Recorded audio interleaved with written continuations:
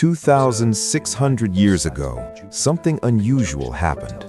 4 Hebrew prophets wrote about a nation that had not yet become the power the world would later fear. They wrote about its region. They wrote about its weapon. They wrote about its alliances. And they wrote about the moment that power would begin to break. The strange part is this: they did not speak in vague poetry. They used names, places, and details that would sit quietly on the pages of Scripture for more than 2 millennia. Today, that ancient name is no longer used in everyday language, but the land still exists.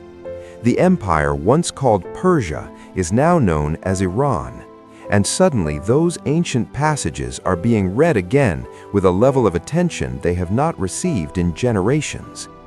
Because when people look at what is happening in the region today, they begin to notice something unsettling. The Bible does not simply mention Persia in passing. It describes patterns, movements, alliances, conflicts, and even a specific region within Persia that becomes the focus of a dramatic prophecy. Most people assume biblical prophecy only concerns ancient kingdoms that disappeared long ago. But Persia never disappeared. It changed names, it changed governments, but the geographic heart of that empire still exists on the map of the modern world. That raises a question serious students of Scripture have asked for centuries.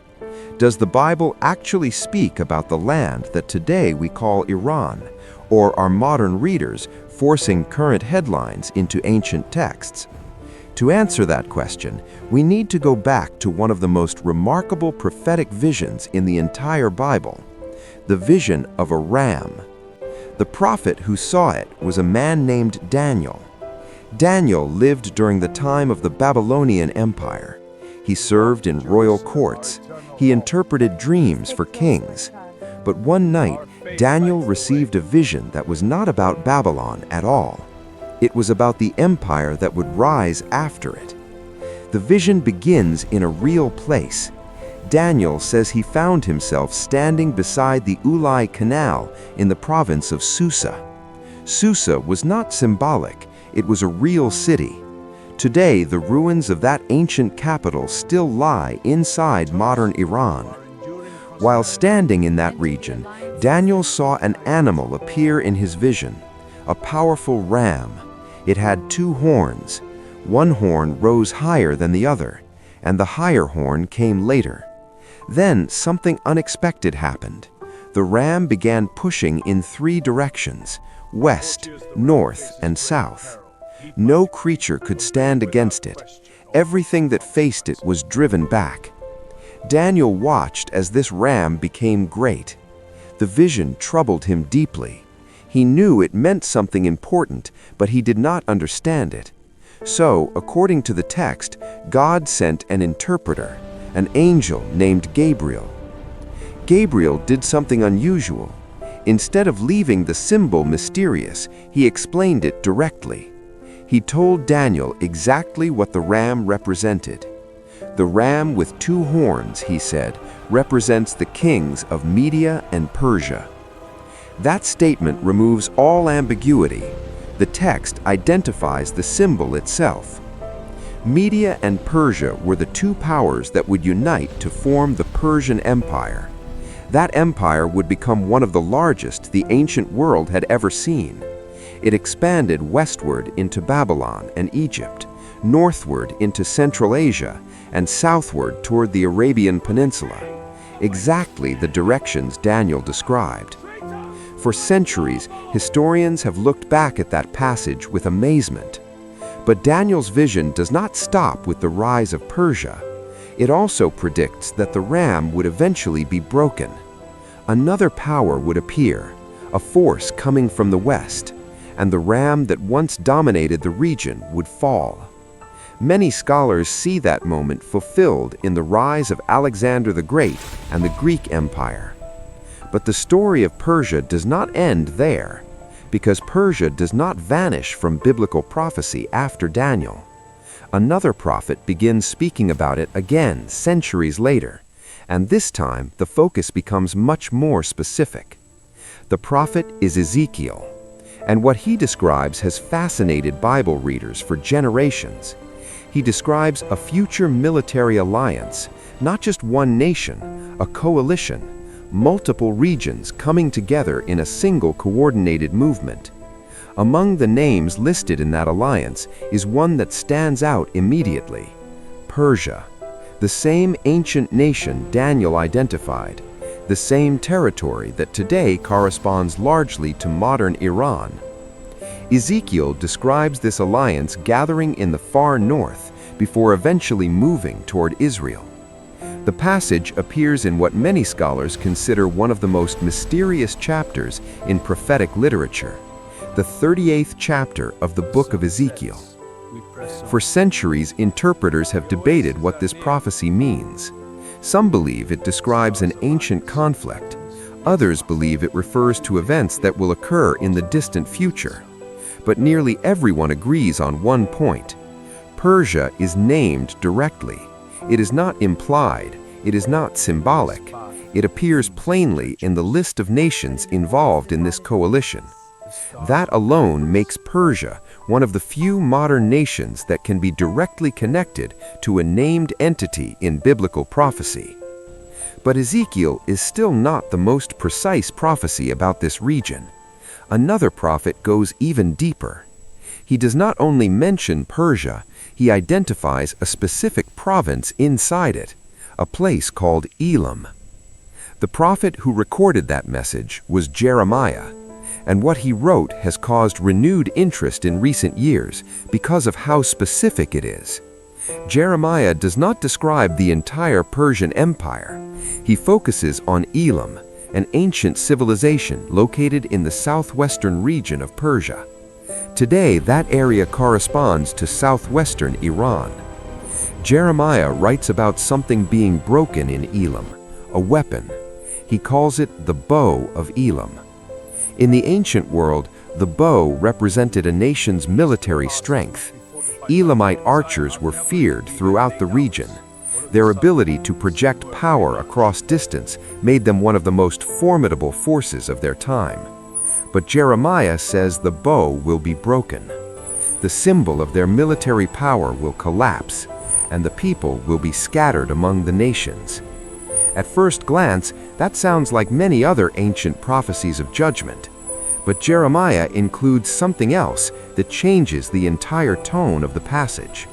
At the very end of the prophecy, he adds a promise. In the latter days, God says, he will restore the fortunes of Elam. Judgment will not be the final word. Restoration will follow. This pattern appears again and again throughout biblical prophecy: warning, disruption, and eventually restoration. That raises a deeper question. If these prophecies truly refer to the land once called Persia, what role does that region play in the larger story of the Bible? Because Persia appears again in yet another prophetic context, this time in connection with the fall of a system the Bible calls Babylon. To understand that connection, we have to look at one more prophet, a prophet whose writings reach all the way into the final pages of the New Testament. And when those passages are placed side by side, the picture that emerges is far more complex than most people realize. Because the Bible does not simply mention Persia once, it weaves it into multiple moments across centuries of prophetic writing, moments that many believe are connected to the final chapters of human history. And that's where the story becomes even more intriguing. Because when we continue examining these passages, a pattern begins to appear, a pattern that stretches from the ancient empires of the Middle East all the way to the future events described in the final book of the Bible. And that next piece of the puzzle begins with a prophecy written hundreds of years before the birth of Jesus. A prophecy that describes the fall of one empire, the rise of another, and the surprising role Persia would play in that turning point of history. A prophecy that describes the fall of one empire, the rise of another, and the surprising role Persia would play in that turning point of history. Centuries before the events happened, a prophet recorded a prediction so specific that many historians still struggle to explain it. That prophet was Isaiah. Isaiah lived more than 150 years before a Persian king would appear on the world stage. Yet inside his writings is a statement that feels almost impossible. Isaiah does not simply describe a coming empire, he names the man who would lead it. The passage appears in Isaiah chapter 44. There, the prophet records a message declaring that a ruler named Cyrus would arise and play a critical role in the destiny of Jerusalem. At the time Isaiah wrote those words, the Babylonian Empire had not even conquered Jerusalem yet. The Jewish people had not been taken into exile, the temple had not been destroyed, and the Persian Empire had not yet become the dominant power in the region. But Isaiah writes as if those events have already unfolded. He declares that a ruler named Cyrus would eventually allow the people of Israel to return home and rebuild the city. More than a century later, history records the rise of that very king. His name was Cyrus the Great. Cyrus became the founder of the Persian Empire and one of the most influential rulers of the ancient world. Under his leadership, Persia expanded rapidly, eventually conquering Babylon in 539 BC. When Cyrus entered Babylon, something remarkable happened. Instead of destroying the cultures and religions of the territories he conquered, Cyrus allowed many displaced people to return to their homelands. Among those groups were the Jewish exiles living in Babylon. According to biblical records, Cyrus issued a decree allowing them to return to Jerusalem and rebuild the temple. For believers, this moment stands as one of the clearest demonstrations of prophecy intersecting with history. A ruler named long before his birth rises to power and performs the exact action the prophet described. But Persia's story inside Scripture does not end with Cyrus. In fact, Cyrus may represent only the beginning of Persia's role in the biblical narrative, because centuries later, another Persian ruler would appear in one of the most dramatic stories of survival ever recorded in the Bible. This time, the setting is the Persian royal court itself. The king is Xerxes I, known in the biblical text as Ahasuerus, and the story unfolds inside the book of Esther. At that moment in history, the Persian Empire controlled a vast territory stretching from India to Ethiopia. Within that empire lived a Jewish woman named Esther. Through a series of unlikely events, Esther becomes queen. But a political plot soon emerges within the empire. A powerful official named Haman convinces the king to issue a decree that would lead to the destruction of the Jewish people throughout the empire. The situation appears hopeless. The decree has already been sealed with the authority of the Persian throne. But Esther takes a risk that could cost her life. She approaches the king without being summoned, something forbidden by royal law. Her courage ultimately leads to the exposure of the plot and the salvation of her people. Once again, Persia appears in Scripture as a central stage where critical moments of Jewish history unfold. Instead of being an enemy in this moment, the Persian Empire becomes the environment through which protection and survival take place. This dual role is one of the reasons Persia remains such a fascinating presence in biblical prophecy. At times, it appears as a participant in future conflicts. At other moments, it becomes an instrument through which preservation occurs. But the prophetic story becomes even more complex when we move forward several centuries, because by the time the New Testament is written, Persia has changed again. The ancient empires of the Old Testament world have largely disappeared. Rome now dominates the Mediterranean world. Yet echoes of the East still appear in one of the most famous moments surrounding the birth of Jesus. The Gospel of Matthew records that mysterious visitors arrived in Jerusalem after observing an unusual sign in the sky. They are known simply as the Magi. The text does not say exactly where they came from, but many historians believe these scholars likely came from regions east of Israel, associated with ancient Persian or Babylonian traditions of astronomy and wisdom. They followed the star until it led them to the child Jesus. That moment reveals something subtle but important. Even in the earliest chapters of the New Testament narrative, the lands once associated with Persia remain connected to the unfolding biblical story. But the most mysterious references to Eastern powers appear in the final book of the Bible, the Book of Revelation. Revelation describes a series of global events unlike anything humanity has ever experienced before: wars, cosmic disturbances, and the rise and fall of powerful world systems. One passage describes a massive army approaching from the east.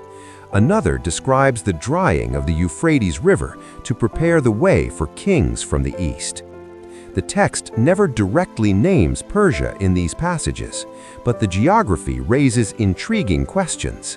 Because historically, the lands east of Israel have often included territories once dominated by Persian Empire. For centuries, interpreters have wondered whether these prophetic descriptions point to future alliances involving regions that once formed part of ancient Persia. Others believe the symbolism may represent broader geopolitical forces rather than specific modern nations. But regardless of interpretation, one fact remains clear.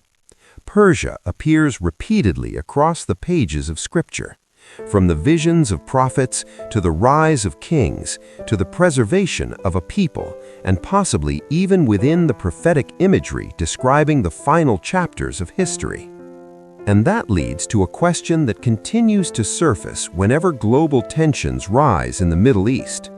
Could the ancient prophecies about Persia still have relevance today? Or were they fulfilled entirely in the distant past? To explore that question, we need to examine one of the most debated prophetic alliances ever recorded in the Bible. A coalition described by the prophet Ezekiel. A coalition that includes Persia among its members, and a conflict that many believe could reshape the entire world.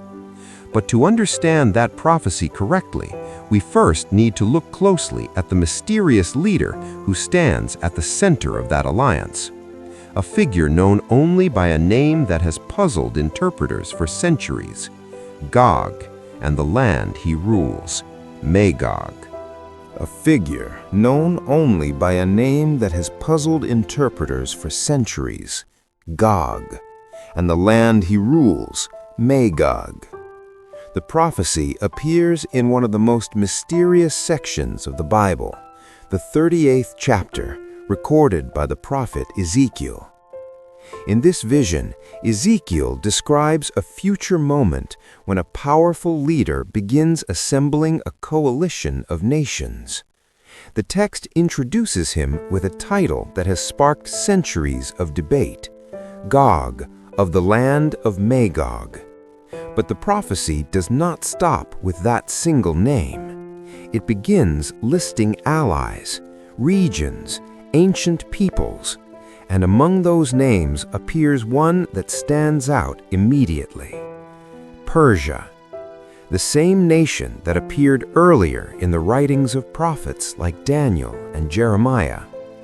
This time, however, Persia is not acting alone. It is part of a coalition, a gathering of nations moving together toward a single objective. The passage describes a vast force assembling in the distant north. From there, the alliance prepares to move toward the land of Israel. The language used in the prophecy is dramatic. Ezekiel describes the coalition advancing like a storm, like a cloud covering the land. Many readers throughout history have wondered whether this description refers to an ancient conflict that has already happened. Others believe Ezekiel is describing something that has not yet taken place, a future confrontation involving multiple nations. The mystery deepens when we examine the other names in the coalition: Magog, Meshech, Tubal, Gomer, Beth Togarmah. Some historians associate these names with regions around the Black Sea and parts of ancient Anatolia, areas that today correspond broadly to territories near modern Turkey and surrounding regions. If that interpretation is correct, the prophecy may be describing a northern alliance stretching across large parts of Eurasia.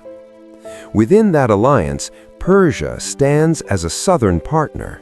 That geographical alignment has caused many modern interpreters to revisit the passage whenever tensions rise across the Middle East and Eurasia. But Ezekiel's prophecy is not merely a geopolitical map. It also describes the motive behind the invasion. According to the text, the coalition sees an opportunity. The land they target appears prosperous, peaceful, unwalled. The invaders believe the moment is right to take what they want. But the prophecy contains an unexpected twist. The invasion does not succeed. Instead, the narrative suddenly shifts. Natural forces begin to intervene. Earthquakes, confusion among the invading armies, and a series of events that cause the coalition to collapse before achieving its goal. In the prophecy, the outcome is not determined by military strategy alone. It is portrayed as a moment of divine intervention. For many readers, this section raises profound questions.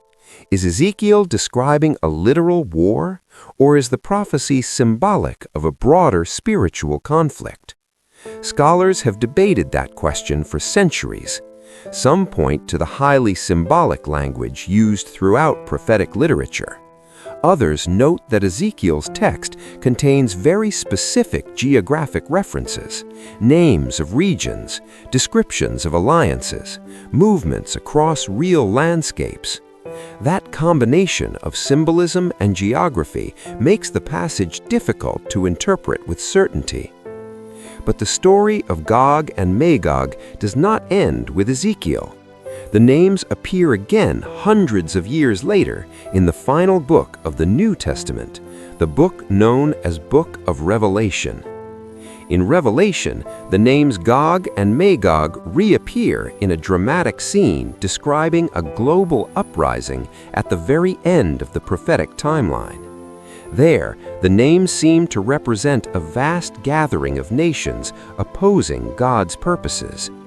This second appearance adds another layer to the mystery.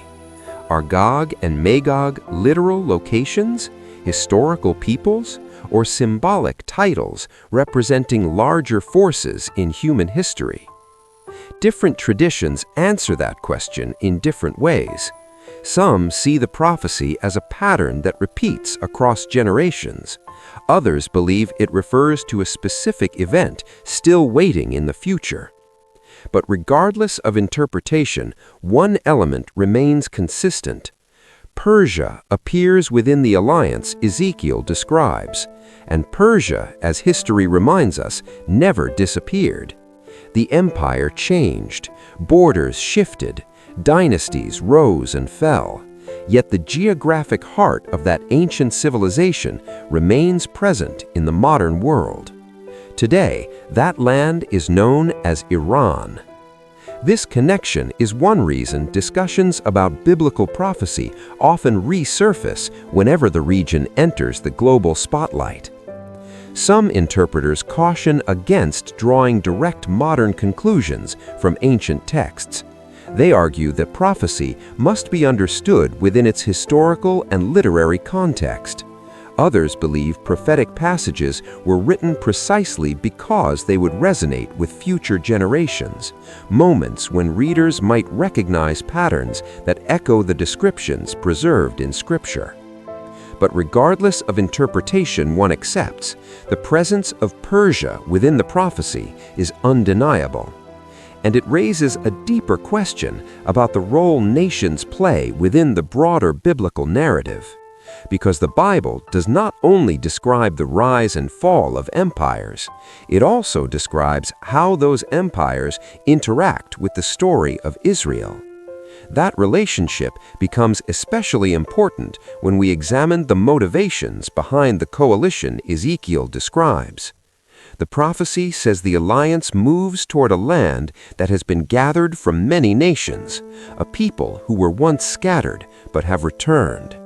For many readers, that description immediately recalls the long history of the Jewish diaspora and the eventual re-establishment of the nation of Israel in the 20th century. That event, one that reshaped modern Middle Eastern history, caused many prophecy students to revisit the writings of Ezekiel with renewed attention. Was the prophet describing a people restored to their homeland after centuries of dispersion? Or is the prophecy referring to a different moment entirely? The Bible does not provide a simple answer, but it does reveal something important about the way prophecy operates. Prophetic texts often unfold in layers. A message spoken in one era may resonate in multiple moments across history.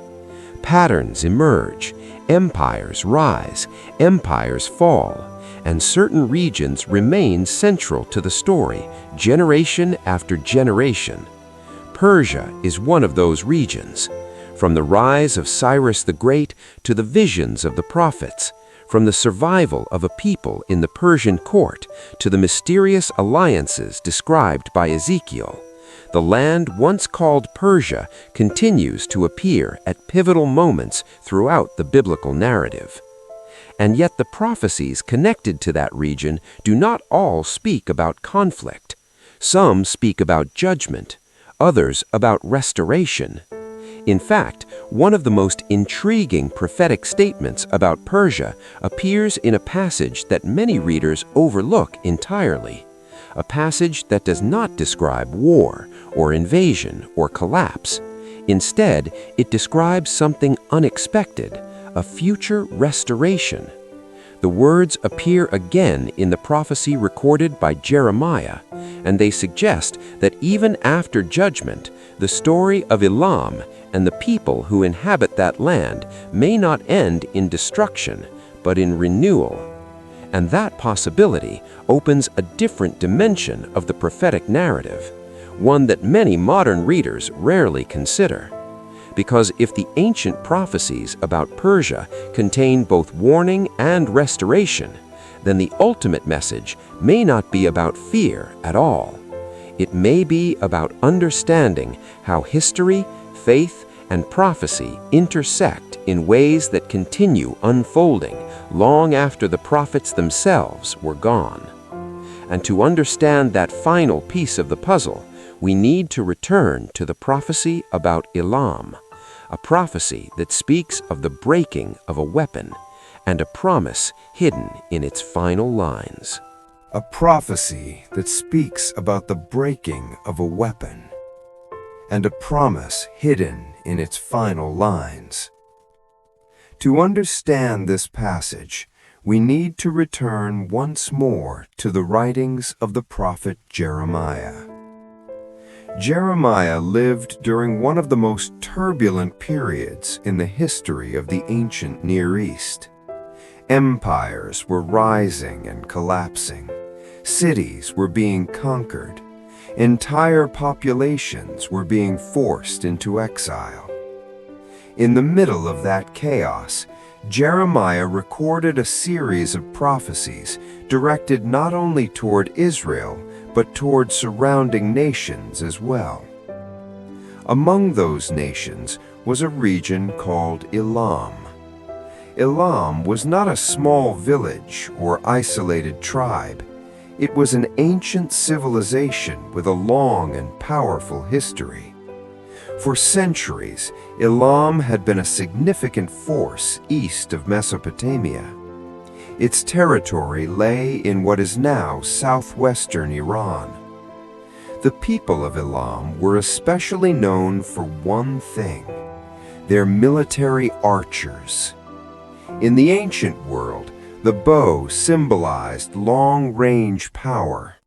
An army that mastered the bow could strike an enemy before the enemy could even reach the battlefield. Elam's warriors became famous for that skill. Historical records from neighboring empires often mention Elamite archers as formidable fighters. But Jeremiah's prophecy describes something unexpected. He writes that the bow of Elam will be broken. The phrase is short, yet its meaning is powerful. Breaking the bow meant removing the source of military strength. It meant the very symbol of power would collapse. The prophecy continues by describing the scattering of the people.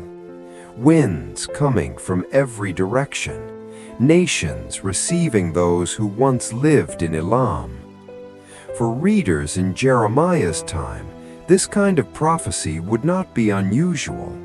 Many ancient nations eventually faced conquest and dispersion. But Jeremiah adds something that changes the entire tone of the message.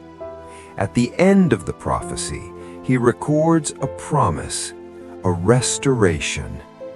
In the latter days, the fortunes of Elam will be restored. Those few words create one of the most intriguing tensions in the entire prophecy. Destruction appears first, but restoration appears last. And throughout the Bible, the phrase latter days often points toward a time far beyond the immediate historical moment. Because of that phrase, interpreters across centuries have debated the meaning of this passage. Some believe the prophecy was fulfilled when Elam lost its independence as larger empires absorbed the region. Others believe the final promise suggests something still future, a moment when the people of that land experience a kind of renewal. That possibility raises an interesting question for modern readers. If the territory of ancient Elam corresponds to a region inside modern Iran, what would restoration look like? Would it be political, cultural, spiritual? The prophecy itself does not explain. Instead, it leaves a statement that echoes quietly across the centuries. The fortunes of Elam will be restored. This pattern of destruction followed by restoration appears repeatedly throughout the biblical narrative. Nations fall, cities collapse, yet the possibility of renewal remains, even in places where judgment seems final. That message stands in contrast to how people often imagine biblical prophecy. Many assume prophecy focuses entirely on catastrophe, wars, collapse, apocalyptic endings. But when the prophets spoke about nations, their messages frequently included two movements. First, disruption, then the possibility of transformation. And Persia appears in both sides of that pattern. At times, Persia acts as an instrument of change. At other times, it becomes the subject of prophecy itself. But to fully understand how Persia fits into the larger biblical narrative, we need to look at something even bigger. Not just individual prophecies, but the pattern of empires described across the entire prophetic timeline. That pattern begins once again with a vision given to the prophet Daniel. A vision that describes a sequence of world empires rising one after another. Empires that would shape the course of human history. Babylon, Medo-Persia, Greece, Rome.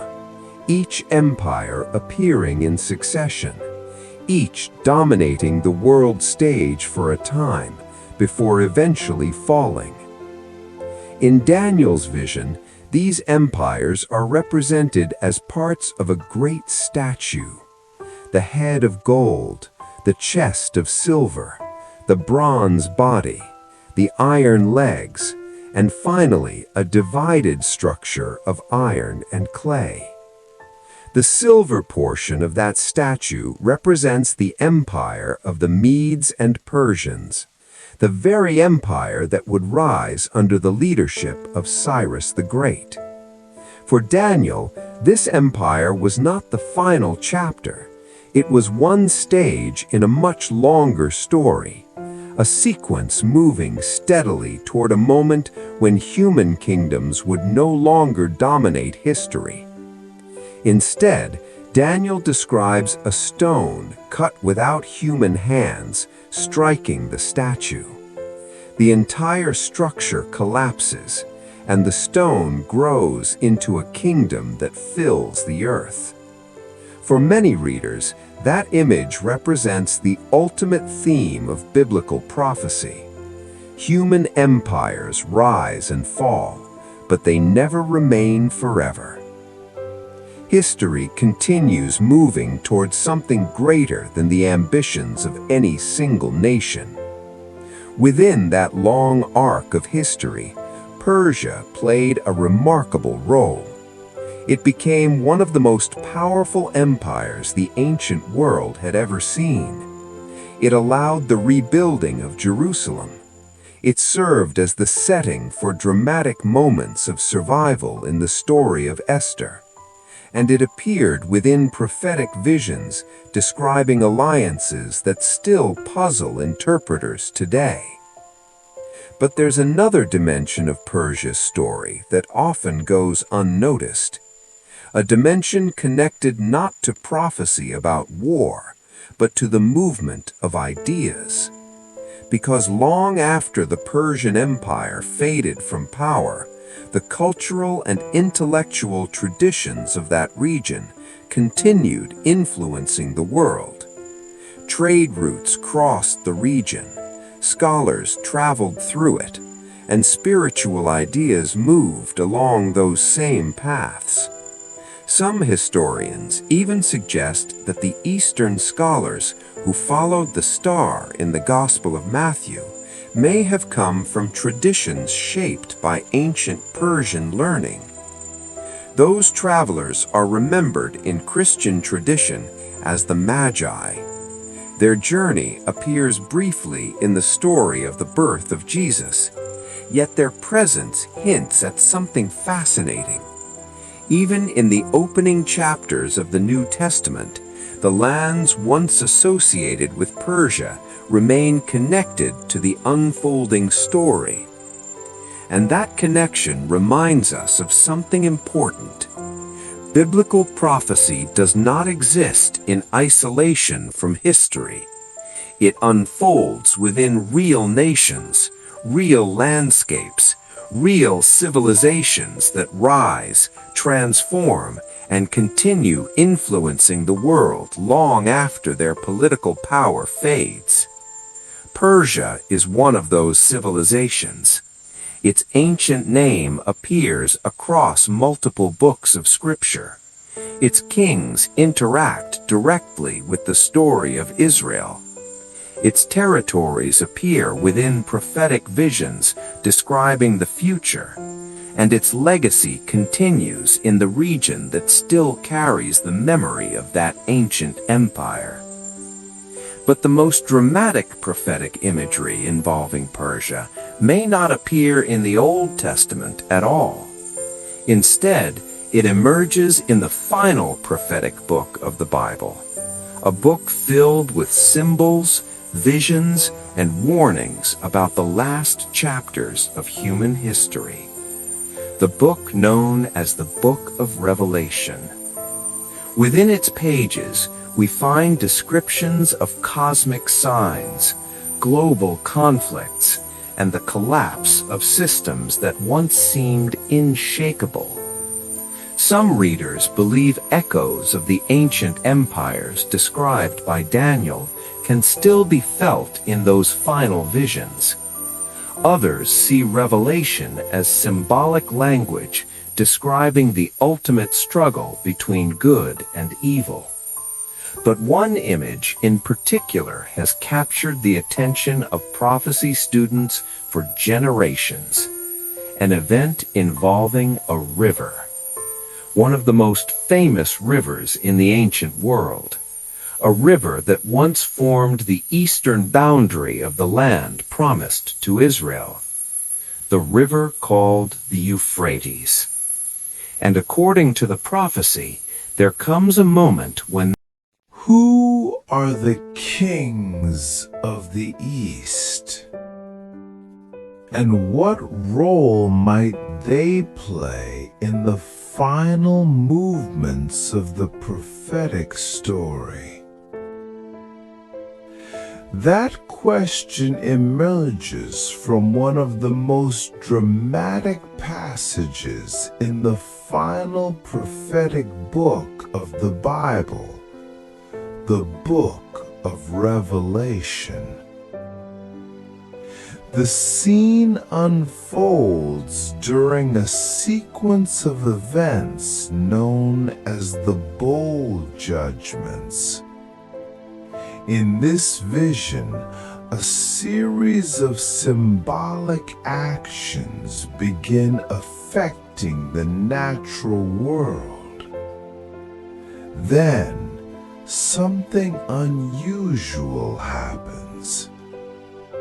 The sixth bowl is poured out on one of the most famous rivers in human history, the Euphrates.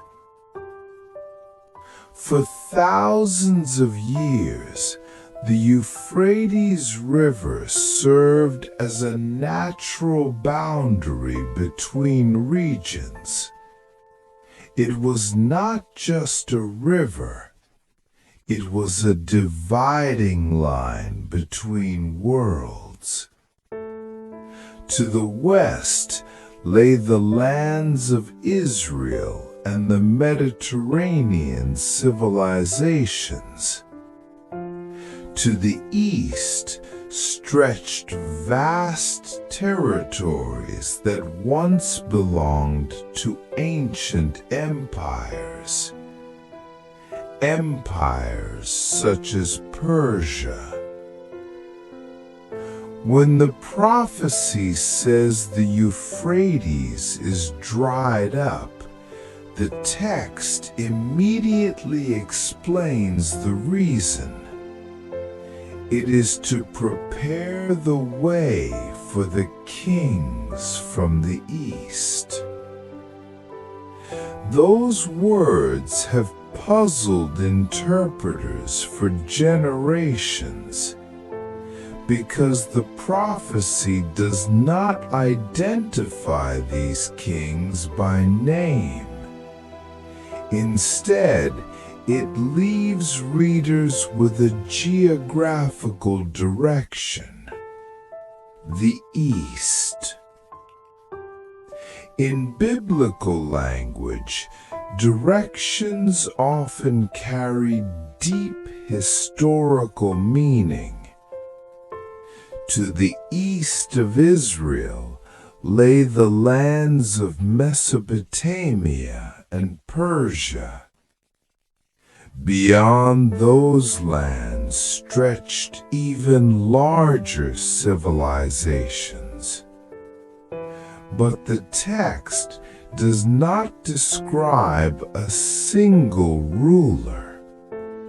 It speaks of kings, plural, a group of powers moving toward a single moment in the prophetic timeline. Throughout history, many scholars have tried to interpret this passage. Some view it as symbolic imagery representing the removal of barriers between nations. Others see it as a literal description of a future military movement. But nearly all interpretations agree on one point. The Euphrates was historically the eastern gateway into the Middle East. Armies throughout ancient history crossed that region when moving westward. And that geography makes the prophecy especially intriguing, because the lands east of the Euphrates have included many powerful civilizations.